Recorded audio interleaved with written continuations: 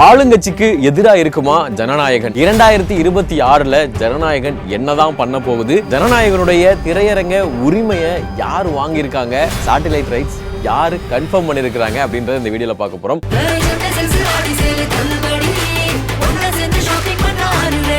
The Chennai Silks and Aha Oho Adi Sale 50% வரை தள்ளுபடி.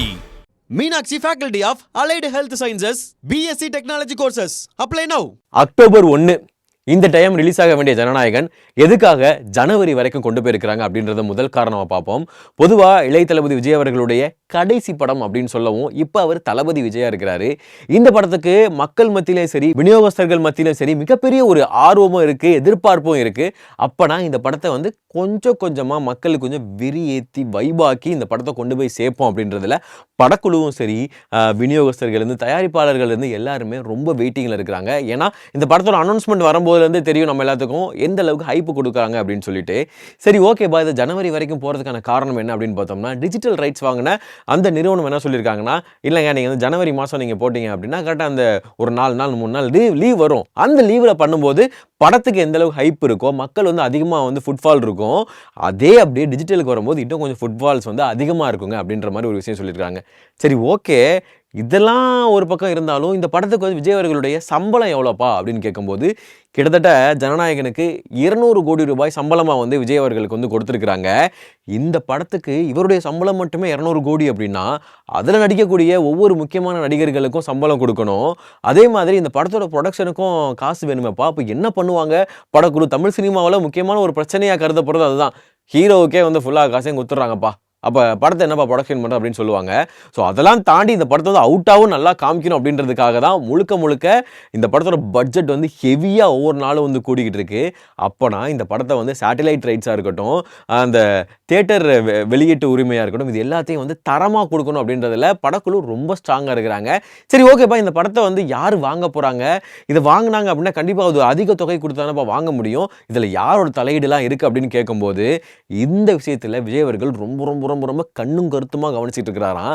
ஏன்னா ஒரு படத்துடைய தியேட்டர் ரைட்ஸ் அப்படின்னு போகும்போது அவங்க தான் ஃபுல் அண்ட் ஃபுல் வந்து ரூல் பண்ண போகிறாங்க. அதாவது தயாரிப்பாளர் ஒரு பக்கம் இருந்தாலும் இந்த படம் வந்து இந்த தேட்டரில் வரப்போகுதுங்க, இப்படி தாங்க இத்தனை தேட்டர்ஸ் வாங்க போகிறாங்க அப்படின்னு சொல்லிட்டு அவங்க தான் வந்து டிசைட் பண்ண போகிறாங்க. அதை கரெக்டாக வந்து மார்க்கெட் பண்ண போகிறாங்க. அதே மாதிரி சேட்டலைட் ரைட்ஸையும் வந்து அவங்க தான் வந்து டிசைட் பண்ண போகிறாங்க, இந்த படம் எப்பப்பெல்லாம் டிவியில் போடலாம் அப்படின்றதையும். ஸோ இது வந்து எந்த கட்சி சார்ந்தும் போயிடுச்சு அப்படின்னா லாக் ஆயிடுவோம், இதை கொஞ்சம் பார்த்து பண்ணணும்ப்பா அப்படின்னு சொல்லிட்டு ரொம்ப வந்து கண்ணும் கருத்துமா இருக்கிறாரு விஜய் அவர்கள். ஒரு சின்ன உதாரணத்துக்கு சொல்ல போனோம் அப்படின்னா, கில்லி அப்படின்னு ஒரு படம், இந்த படத்தை வந்து சன் டிவி வந்து வாங்கியிருப்பாங்க. நம்ம வந்து அப்பப்போ வந்து கில்லி படத்தை வந்து டிவியில் வந்து பார்க்க முடியும். ஒரு டைமுக்கு அப்புறமா ஒருவேளை அந்த கில்லி படத்தை வாங்கின அந்த சேட்டலைட் சேனல் வந்து இல்லைப்பா இந்த படத்தை எதுக்கு நம்ம போட்டுக்கிட்டு அப்படின்னு சொல்லிட்டு உள்ளே வச்சுருந்தாங்கன்னா நமக்கு இப்படி ஒரு படம் வந்து நமக்கு அப்பப்போ கொடுத்து ஒரு வைப் ஏற்றக்கூடிய ஒரு விஷயமா இருந்திருக்காது. எஸ், நம்ம யூடியூப்பில் பார்க்கலாம், பட் என்னதான் இருந்தாலும் டிவியில் பார்க்கக்கூடிய அந்த ஒரு வைப் வந்து இருக்காது. ஸோ இந்த இடத்த தான் அந்த ஒரு முக்கியமான விஷயமா ஒரு கமர்ஷியலாக வந்து பார்க்குறாங்க. ஒருவேளை இந்த ஜனநாயகன் வந்து ஒரு கட்சி சார்ந்தோ இல்லை நம்மளை வந்து அமுக்கிற ஒரு இடத்துக்கு போயிடுச்சு அப்படின்னா அது போகாதுப்பா வெளியே அப்படின்ற மாதிரி ஒரு விஷயம் இருக்குது. சரி ஓகே, இந்த படத்தை வந்து யார் தான் வாங்க போகிறாங்க, தியேட்டர் ரைட்ஸ் வந்து யார் வாங்க போகிறாங்க அப்படின்னு பார்க்கும்போது ரோமியோ பிக்சர்ஸ் ராகுல் அப்படின்றவர் வந்து இந்த படத்தை வந்து வாங்க போகிறதாகவும் கிட்டத்தட்ட 100 கோடி சொல்லி 90 கோடிக்கு வந்து ரைட்ஸ் வந்து ஃபிக்ஸ் பண்ணியிருக்காங்க. இவர் வந்து இதுக்கு முன்னாடி தளபதி அவர்களுடைய கோட்டா இருக்கும், குட் பேட் அக்லியா இருக்கணும், ஸோ இந்த படத்துக்கும் வந்து அவங்க தான் வந்து பண்ணியிருக்கிறாங்க. சரி ஓகே, அவங்க வாங்கினாலும் என்னப்பா பிரச்சனை இருக்குது அப்படின்னு பார்க்கும்போது அவர் வாங்க போகிறாரு. அது கிட்டத்தட்ட வந்து அதிகாரப்பூர்வமான தகவலாக வர்றதுக்கு முன்னாடியே இல்லை அப்படின்னு சொல்லிட்டு அதிகாரப்பூர்வமாக வரவே இல்லை. சரி, வராத காரணம் என்ன அப்படின்னு பார்க்கும்போது தளபதி விஜய் அவர்கள் தான் அது காரணமாக இருந்திருக்கிறாரு. ஏன்னா ரோமியோ பிக்சர்ஸ் ராகுல் அப்படின்றவர் ஏதோ ஒரு வகையில் டிஎம்கே சார்ந்தும் ரெட் ஜெயின் சார்ந்தும் இருக்கிறதுனால வேணாம்ப்பா அப்படின்னு சொல்லிட்டு நிப்பாட்டி வச்சிருக்கிறாங்களாம். அதுவும் இல்லாமல் ரெட் ஜெயின்ட் வந்து இதுக்கு முன்னாடி வந்து கோட்டா இருக்கட்டும், குட் பேட் அக்லியா இருக்கட்டும், ஸோ அந்த நிறுவனத்துக்கு வந்து கிட்டத்தட்ட வந்து தியேட்டர் ரைட்ஸாக இருக்கட்டும், தியேட்டர் சப்போர்ட்டிவாக நிறைய அக்ரிமெண்ட்டில் வந்து இருந்திருக்கிறாங்க. அதனால் ஏதோ ஒரு வகையில் இவங்களும் வந்து சேர்ந்துட்டாங்க அப்படின்னா ஒரு பிரச்சனை வரும். என்ன பிரச்சனைனா, நம்பர் 1 என்ன சொல்லுவாங்கன்னா, என்னங்க டிஎம்கே தான் உங்களுக்கு வந்து எதிரின்னு சொல்கிறீங்க, அவங்களாம் எதுக்க போகிறோன்னு சொல்கிறீங்க, அப்போ அவங்க சார்ந்த இதுக்கு மட்டும் நீங்கள் வந்து நிறுவனத்துக்கு மட்டும் வந்து சினிமா ரீதியாக பிஸ்னஸ் பண்ணிக்கிறீங்களே, ஆடு பகை குட்டி உறவா அப்படின்ற மாதிரி நிறைய விஷயங்களை பேசுவாங்க அப்படின்ற மாதிரி ஒரு விஷயத்தை முன்னெடுத்து வச்சிருக்கிறாங்க. இது ஒரு பக்கம் இருந்தாலும் ரெண்டாவது பாயிண்ட் தான் ரொம்ப முக்கியமான ஒரு பாயிண்ட்டு.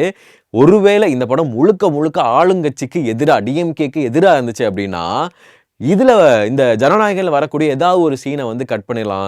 இல்லைனா இந்த படத்தை வந்து மொத்தமாக வந்து டெலிகாஸ்டே பண்ணாமல் வந்து அவங்களே கிடப்பில் வந்து போடலாம். அதுவும் இல்லாமல் இந்த படத்தை வந்து தியேட்டருக்கு போகிறதுக்கு முன்னாடி அது என்னென்னலாம் பண்ண முடியுமோ ஏதோ ஒரு பிரச்சனை வரலாமே அப்படின்ற மாதிரி ஒரு தொலைநோக்கு பார்வையாக வந்து தளபதி விஜய் அவர்கள் வந்து யோசிச்சிருக்கிறாரு. முக்கியமான ஒரு காரணம் என்ன அப்படின்னு பார்த்தோம்னா, இதுக்கு முன்னாடி வந்து தலைவா, காவலன் இந்த மாதிரி படங்கள் வந்து நிறையா பிரச்சனையை சமாளிச்சிச்சு. ஏபா நான் கண்ணுக்கு தெரியாமையே அடுத்து என்ன பிரச்சனை வரப்போகுது 2026ன்னு தெரில, கண்ணுக்கு தெரிஞ்சு ஒன்றை வந்து எப்படிப்பா அசால்ட்டாக விடுறது அப்படின்னு சொல்லிட்டு ரொம்ப கண்ணுங்கருத்தமாக இருக்காருன்றது இதன் மூலமாக தெரியுது. ஒரு மாநாட்டுக்கே அவ்வளோ பிரச்சனையை பார்த்தோம்ப்பா, இதெல்லாம் நான் கொஞ்சம் பொறுமையாக தான் ஹேண்டில் பண்ணோம் அப்படின்னு சொல்லிட்டு ரொம்ப தயாராக இருக்கிறாரு தளபதி விஜய் அவர்கள். சரி ஓகே, அப்போ யார் தான் இந்த படத்தை வந்து வாங்க போகிறாங்க அப்படின்னு நம்ம அப்படி போய் பார்த்தோம் அப்படின்னா, மாஸ்டர் படத்துடைய கோ ப்ரொடியூசர், லியோ படத்துடைய ப்ரொடியூசராக இருக்கக்கூடிய லலித்குமார் அவர்கள் தான் இந்த படத்தை வந்து வாங்க போகிறதாகவும் முக்கியமான ஒரு தகவல் வந்து வெளியாயிருக்கு. சரி அவர் வாங்கிட்டாரு அப்படின்னா அது எப்படிப்பா கரெக்டாக இருக்கும் அப்படின்னு சொல்லிட்டு ஓகே அவர் வாங்கிக்கிறேன்னு சொல்லியிருக்காங்க. கிட்டத்தட்ட இந்த படத்தை வந்து பார்த்தீங்கன்னா 100 கோடிக்கு பேசி 90 கோடிக்கு முடிச்சதாகவும் சொல்லப்படுது. அதே அமௌண்ட்டுக்கு தான் வாங்குறாங்களா இல்லையா அப்படின்னு சொல்லிட்டு அதிகாரப்பூர்வமான தகவல் வந்து கூடிய சீக்கிரத்தில் வந்துடும். அதுவும் இல்லாமல் இந்த படத்தோட சேட்டலைட் ரைட்ஸ் வந்து சன் டிவி தான் வாங்க போகிறாங்க அப்படின்னு சொல்லிட்டு ஒரு டாக் வந்து போய்கிட்டு இருக்கு. முதல்ல வந்து 70 கோடிக்கு பேசப்பட்டது, அதுக்கப்புறம் 55 கோடிக்கு பேசியிருக்கிறாங்க. சரி அப்போ இந்த சேட்டலைட் ரைட்ஸும் சன் டிவிக்கு போகுதா அப்படின்னு கேட்டால் அதுவும் இல்லை அப்படின்னு சொல்லப்படுது. என்ன காரணம் அப்படின்னு பார்த்தீங்கன்னா, இதுக்கு முன்னாடி வந்து தி கோட் படத்தையும் ஒரு நிறுவனம் தான் வாங்கியிருக்கிறாங்க. இதனால தான் அந்த சேனலை வந்து ஏப்பா நீங்கள் ஏதாவது சொல்லுவீங்க, நான் எங்களுக்கு வேணாம்பா அப்படின்னு சொல்லி கோட் படத்தை வேணாம்னு சொன்னதாகவும், அதே மாதிரி தான் ஜனநாயகனையும் அவங்களும் வந்து சொல்ல போகிறதாகவும் வந்து ஒரு முக்கியமான ஒரு தகவல் வந்து வெளியாயிருக்கு. அப்போ இந்த படத்தை வந்து கோட்டுக்கே இவங்க 3 தவணையாக தான் அந்த அவங்க பேசப்பட்ட தொகையை வந்து அந்த நிறுவனம் வந்து கொஞ்சம் கொஞ்சமாக கொடுத்தாங்களாம். ஜனநாயகனுக்கு 70 கோடி பேசி 55 கோடிக்கு வந்து ஃபிக்ஸ் பண்ணியிருக்கிறாங்களாம். அப்போ இந்த காசை வந்து எத்தனை தவணையாக கொடுக்க போகிறாங்க அப்படின்ற மிகப்பெரிய ஒரு டாக் வந்து நம்ம சினிமா வட்டாரத்தில் வந்து புகுந்து விளையாடிக்கிட்டு இருக்கு.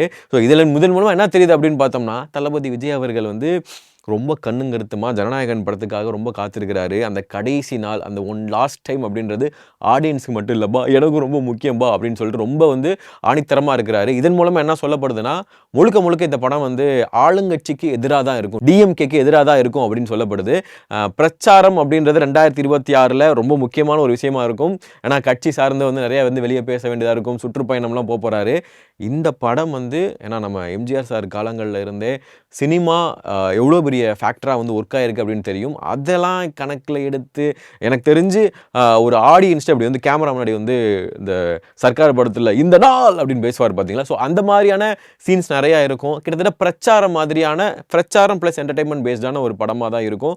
ஆளுங்கட்சியை எதிர்த்து கேட்கக்கூடிய ஒரு படமாக தான் இருக்குன்றதுனால தான் இவ்வளவு கண்ணுங்கருத்தமாக பார்த்துட்டு இருக்கிறாங்க. படம் வரதுக்கு முன்னாடியே இவ்வளோ வருது அப்படின்னா, வந்ததுக்கப்புறம் என்ன தான் வரப்போகுது அப்படின்னு சொல்லிட்டு கொஞ்சம் பொறுத்து தான் பார்க்கணும். எந்த அளவுக்கு விஜய் அவர்கள் வந்து கண்ணுங்கருத்தமாக இருக்காரோ அதே மாதிரி தயாரிப்பு நிறுவனம் வந்து கண்ணுங்கருத்தாக இருக்கிறாங்க.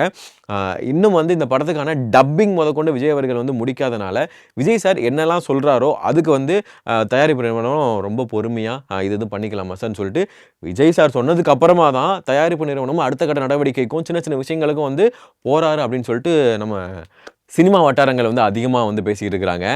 ஓகே, ஜனநாயகன் படத்துக்கு நீங்கள் எந்த மாதிரி வெயிட் பண்ணிட்டு இருக்கிறீங்க அப்படின்றத தாண்டி எந்த மாதிரி தான் பிரச்சனை வரப்போகுது அப்படின்னு சொல்லிட்டு நீங்கள் வெயிட் பண்ணிட்டு இருந்தீங்கன்னா கீழே கமெண்ட் பாக்ஸில் போடுங்க. அதே மாதிரி விஜய் அவர்கள் வந்து என்ன பிரச்சனை வந்தாலும் தெரிஞ்சிடுவார் அப்படின்ற மாதிரியும் அவருடைய ஃபேன்ஸாக இருக்கட்டும், அவருடைய சப்போர்ட்டர்ஸ் நிறைய வந்து பேசிகிட்டு இருக்கிறாங்க. உங்களுக்கு என்ன தோணுது ஜனநாயகன் பற்றி அப்படின்றத கீழே கமெண்ட் பாக்ஸில் போடுங்க. நன்றி, வணக்கம்.